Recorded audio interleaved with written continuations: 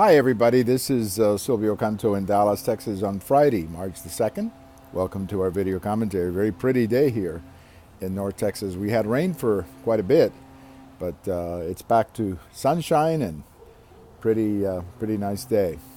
I have a post over at the American Thinker this morning talking about the gun control debate and sharing a little bit of my frustration with this debate.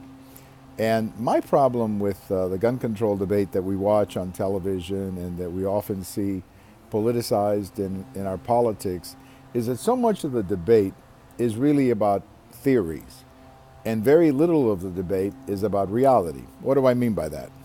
Well, I remember back in 2007 during the Virginia Tech shooting when there was a student they were interviewing after the terrible thing happened. And the student they were interviewing was very frustrated because when he came to school that day, he took off his gun and left it in the car and went into a gun-free zone. And while he was inside in this gun-free zone, he witnessed the shooting of many of his classmates, and at one point was fairly close to the shooter himself. And this young student was saying, gee, if I had only had a gun in my hand or access to my gun, I could have at least stopped the shooting, disabled the shooter, or at least had a chance to stop it. No guarantee that he would have stopped it, but at least he could have done something about it. We heard similar things down in South Texas when there was a church shooting not long ago where there were many people inside the church who had guns outside in their cars, but were basically left defenseless because they couldn't carry a gun into a church.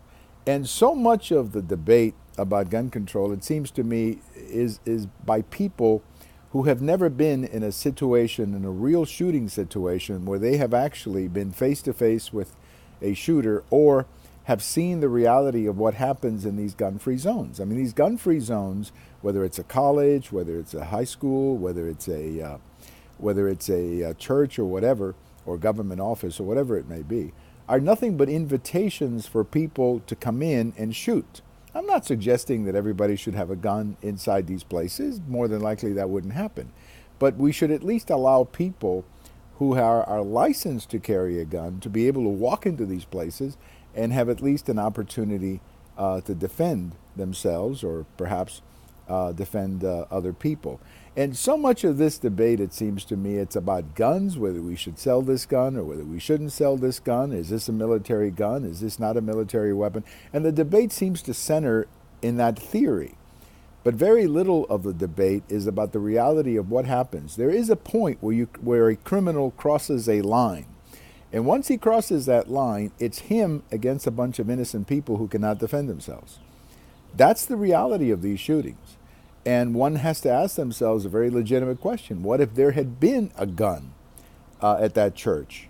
What if there had been a gun at Virginia Tech? What if there had been a teacher at one of these high schools with the ability and the knowledge of using a gun? We have no guarantees that the results would have been different, of course, but I think we can at least safely say that that person trained in using a gun could have changed the deadly outcome by taking out the shooter or whatever. So I get frustrated because so much of the debate that you hear on television is just pure theory.